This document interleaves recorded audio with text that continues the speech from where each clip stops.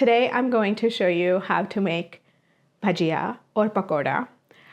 We call them bhajiya in Gujarati, and they are just one of my most favorite rainy day foods. As soon as it starts raining, the first thing that comes to mind is let's make some bhajiya, because bhajiya and chai on a rainy day is just perfection.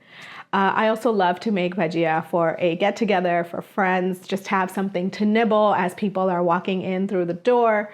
They're also a fantastic appetizer for game night. Today I'm prepping for our Super Bowl get-together, and I wanted to show you how easy it is to make a variety of different pakoras or bhajiya. So let's get started. The main base for a pakora or bhajiya batter is besan, which is chickpea flour. I also like to use some rice flour. Rice flour is optional, but I always use it because it adds a crispiness to the final fried pakora. And then I like to keep my spices really simple for most of my pakoras or bhajiyas. So I have salt, I have turmeric, I have red chili powder, and I have a little bit of garam masala. You can add other things. You can add some carom seeds or ajwain. You can add methi or kasoori methi as well to add a little bit more flavor and savory notes to your batter. But I like to keep it super simple. And this is my base batter, just these 6 ingredients and a little bit of water. And the consistency is where this batter shines. You can make it thicker and you can make it thinner, and it just it is super, super versatile for any kind of a fried Indian fritter. So let me show you how I make these. Okay, so I have my besan, my chickpea flour. Just transfer that to a bowl. Rice flour, salt, turmeric, red chili powder. I'm using Kashmiri chili powder here, but you can also use cayenne if you want it to be spicier. And a little bit of garam masala. This is also optional, but I like to add it because it adds a nice warmth to the base of my batter. I always use a fork when I make my bhajiyas, but you can use a whisk if you prefer. Just mix that all together with the fork and then add water.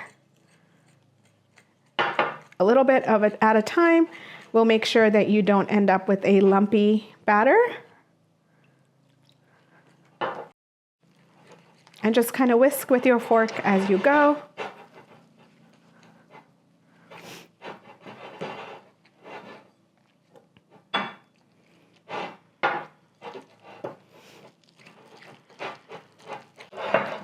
I start by making a super, super thick batter. So I'm starting by using about a half cup of water and then adding just a little bit more as I go to the batter, because I want it to be super thick to start with, and then I can adjust the consistency.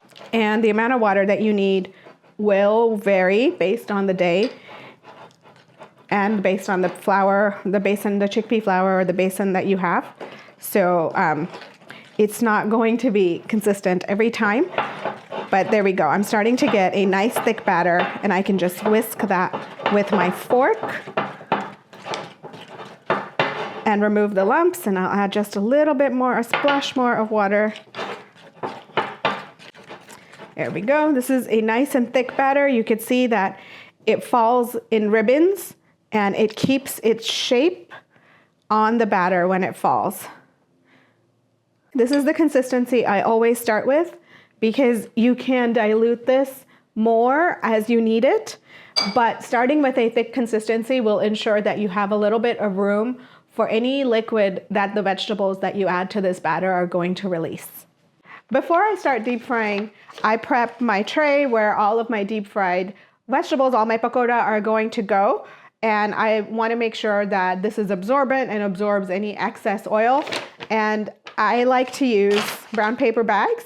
I think I learned this from Martha Stewart like 20 years ago. I don't know, but I've been using brown paper bags for a very, very long time. and it works really well. I just tear up a brown paper bag, and clearly there's no exact science here. It doesn't look so pretty, but it works really well. And you can also add a couple of paper towels on top of this if you like, or if you don't have brown paper bags, a few layers of paper towels work really well as well. This is what I do and have done for a very, very long time. So yeah, so this is ready and we can start deep frying and go from there. To make potato bhajiya or batatana bhajiya or aloo pakora, I just have some potatoes. I'm going to peel them. I like to use golden potatoes for my bhajiyas because I really like the flavor. They're not as earthy as russets, but if you like russets, really any potato, red potato, any potato will work.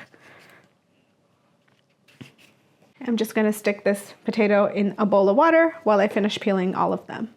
Putting them in a bowl of water prevents browning. I grew up peeling potatoes with a paring knife, and I always got scolded for peeling them too thick. I guess I was not skilled enough with a knife.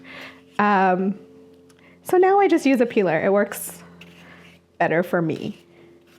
For a batatana bhajiya or potato pakora, it's really important that the potatoes are sliced as thinly as possible. And I like to use a mandolin because it ensures that the slices are consistently thin and even. Please ignore the way my mandolin looks. This has been through a lot of use. This is more than a decade old and the plastic has aged a little, but it still works perfectly. So I have my potato and I should probably be using my guard, but I lost that many years ago. So I do this very carefully and just slice the potato. You can see that it gives me super thin, almost translucent slices. And this is perfect for just a delicious, crunchy, and just moist, soft on the inside bhajiya. So this is as thin as I want it. You could try to cut it that thinly with a knife if you can. I can't cut it that thin with a knife. And once the potatoes are sliced, put them into a bowl of water, and they are good to go until you're ready to fry and batter them up, and they won't brown. My grandma loved Ringan bhajiya or eggplant bhajiya. And so we had these every time we made bhajiya. Cut the eggplant thinly, about 1/8 of an inch thick. Just like that. Okay. And then transfer these into a bowl. And you can fry these up instantly. You can dip them in the batter and you can fry them up instantly. Or you can add just a small pinch of salt and let them hang out in there and just release some of their liquids while you prep any other vegetables that you might be using. And then you can use a paper towel to kind of absorb any extra liquid. You can use a paper towel to absorb any extra liquid and then dip them in the batter to fry. Onion bhajiya or onion pakora.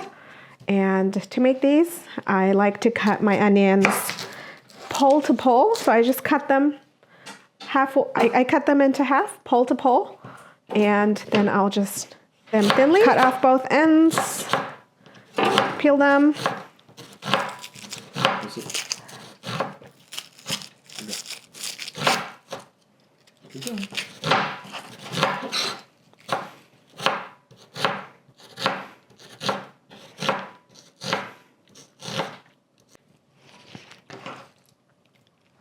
You could also salt these if you like. I typically don't, but I have sometimes if I want a little bit of extra flavor and I want the onions to release more liquid. Have you ever had a banana bhajiya or a banana pakora? These are so loved in Gujarati households. My family made banana bhajiya all the time. They're super easy. We use the same batter that we use for traditional other bhajiya, and just a ripe banana. You peel it and you just slice it a little bit thick, so thicker than you would the eggplant or the potato. Dip this in the batter and you fry it up, and I'll show you how to do that in a sec. Some Marcha bhajiya. These are green chili pakora, and these are so good, just delicious. So the trick with these is to try to find mild chilies, or as mild chilies as you can handle.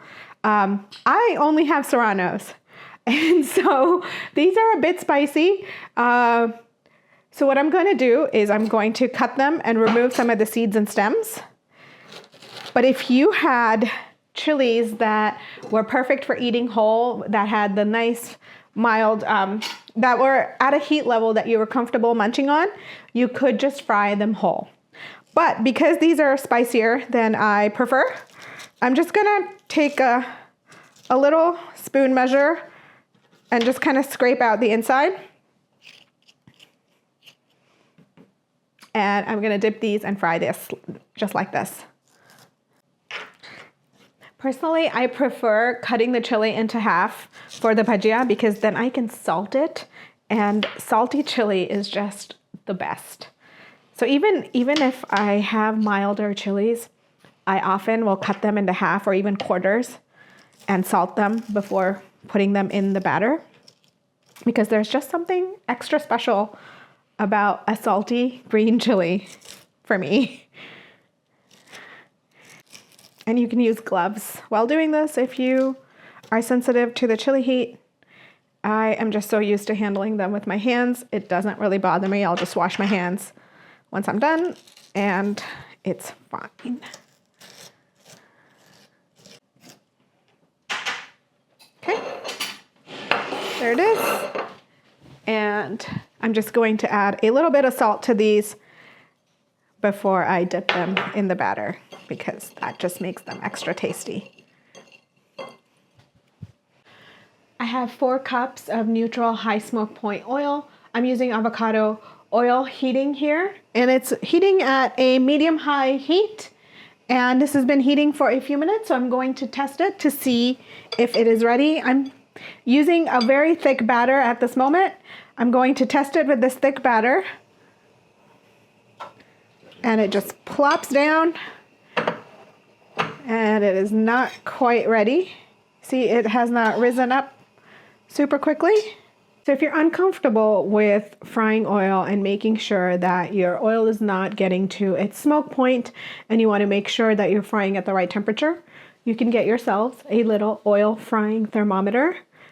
This has a fire setting and a hazard setting, which shows you that if the oil gets too hot, it has the potential to create an oil fire. And it shows you the safe zones that you want to stay under before you're reaching the average smoke point. So in this case, it's at about 375 that it starts turning red, which is a good idea to make sure that you're keeping your oil below that. And it has a clip that's adjustable, and you want to make sure you adjust the clip so that when the thermometer is inserted, it is not touching the pan, but just is in the middle of the oil. This will help measure the temperature of the oil and not of the pan. So let me show you how I do it. I just slide it in there and make sure that it is not touching the bottom. So while the oil comes to temperature, I'm going to adjust the consistency of the batter. It's sat for about 20 minutes and it's just gotten a little bit thicker than I want it. And because I'm just dipping my vegetables into it, I'm not worried about the vegetables releasing any liquid. So I'm going to add its own liquid here. I'm going to add a little bit more water. I still want a thick batter. So I guess a couple of tablespoons here. So at this point, I've added 1 cup of water total. And that looks perfect for the green chilies. So I'm just going to use this consistency. You could see this consistency. It's a little bit thinner than it was when I initially made the batter, but it is still a pretty thick batter. So this is at 375 degrees. So I'm going to test it to see what the batter looks like.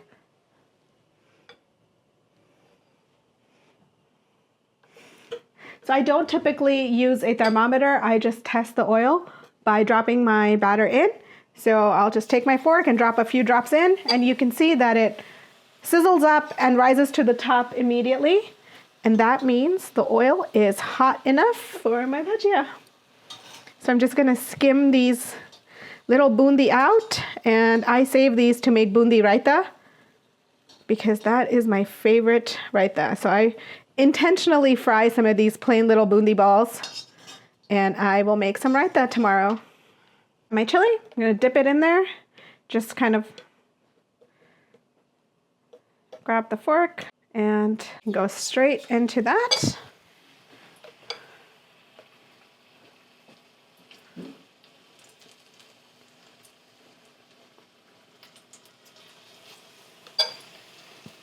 And you can put a few at a time. Because I have created these little boats, I want to make sure that I am draining the batter this way so that the boat is not full of thick, goopy batter, because that will not taste great.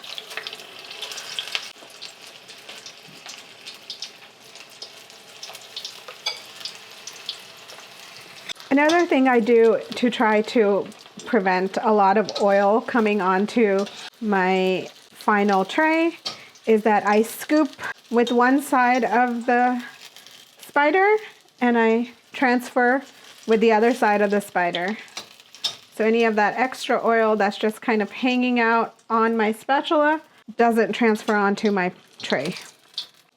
And save these bundi, even if they're a little bit on the brown side, because they make fantastic raita.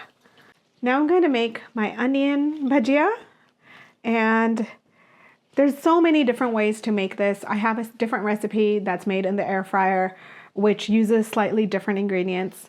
There's a couple of different styles, but if you grew up in Bombay or Mumbai, you know that kanda bhaji is an essential food, and kanda bhaji is very, very crispy, and these are not going to get as crispy as those.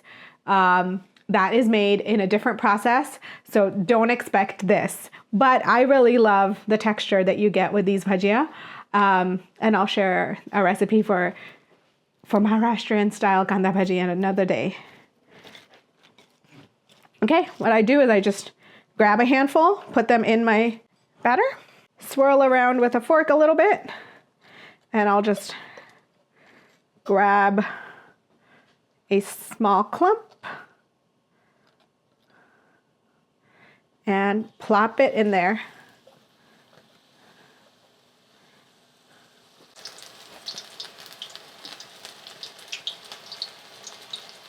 You can also do these separately, so if you want little tiny ones and you don't want to create the clumps, you could just fry them one at a time.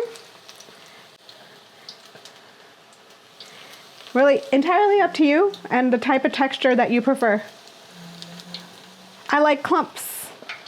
It gives me a soft center and really craggly, crispy edges, which is delicious. You just want to move this around in the pan so that it cooks evenly and browns on all sides. Just taking out the bundi, which cooks a lot faster. I get more excited about the bundi, honestly, than even the bhajiya. Knowing that I'm going to have bundi raita tomorrow is the best. And just cook these until they are nice and golden brown.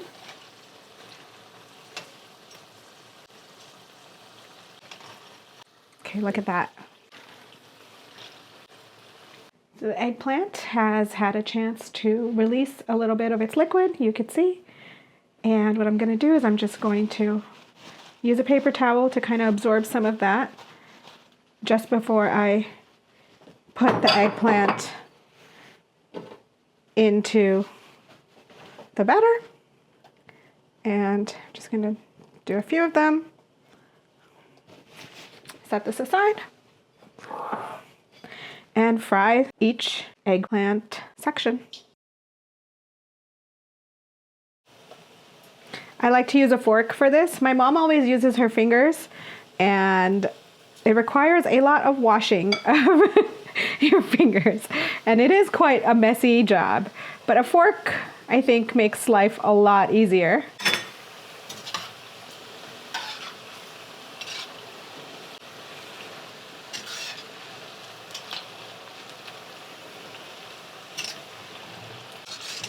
Okay, these are done.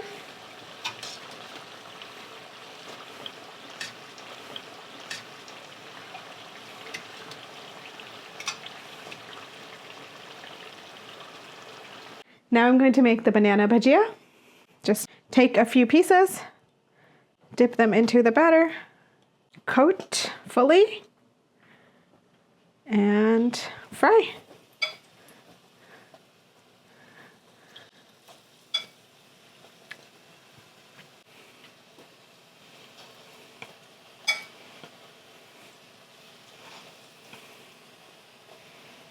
Now I have my potatoes.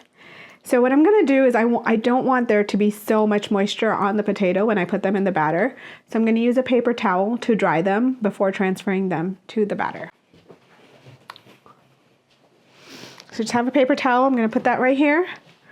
Just transfer a few of these over at a time.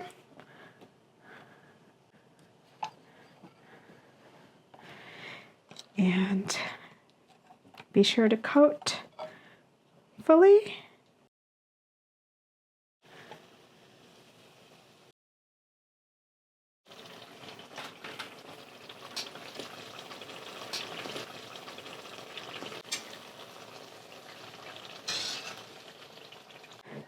So you could wipe each of these potato slices with a paper towel to dry them out, but I also like these with a slightly thinner batter, so I just kind of shake them off and transfer them into the batter, which automatically thins the batter a little bit while saving me a little bit of time.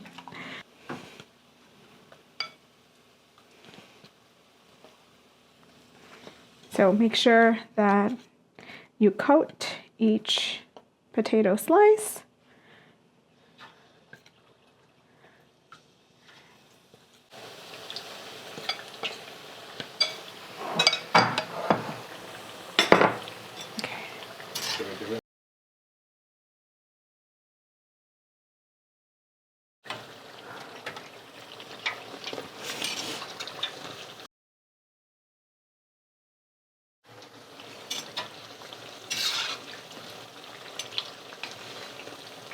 If you want to make more bhajiya, you can simply just add more besan and more rice flour and your spices to the right ratio and make the batter again and keep making bhajiya. I'm replenishing my batter so I can make a vegetable pakora.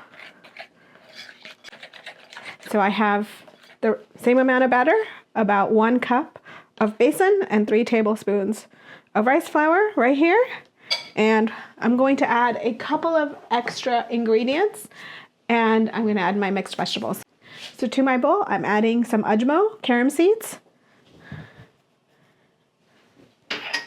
and some kasoori methi,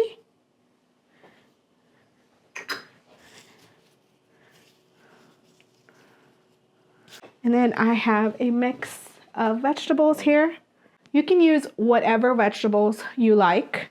I have some frozen corn, some grated carrot, some finely chopped cabbage, some chard leaves, some onions, and a chopped green chili. I'm just going to kind of mix all of these together. And this is going to be my mixed vegetable pakora mix. And you could use cauliflower, you can add some chopped potato, really whatever vegetables you like. These are what I had and what was growing in our garden. So mixing all of that together.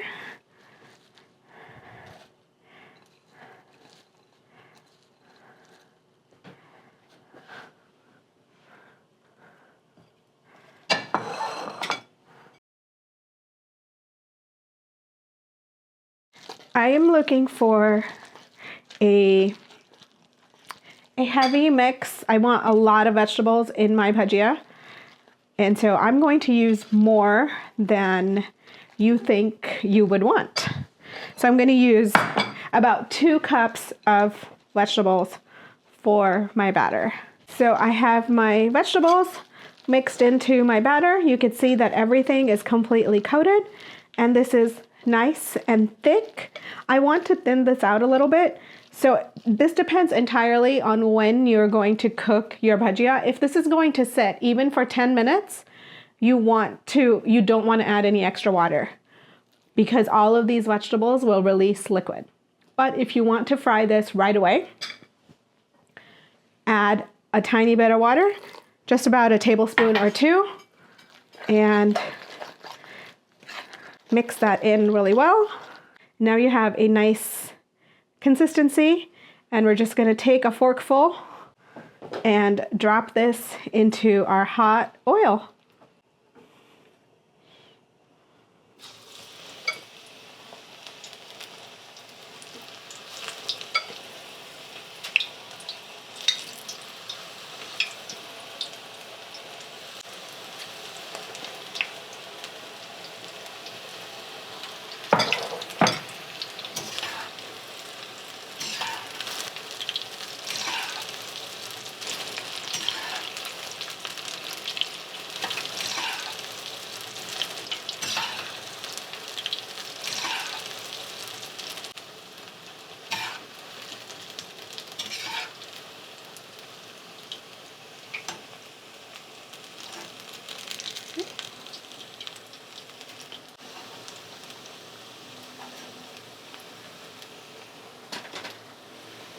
And there you have it, a bhajiya platter.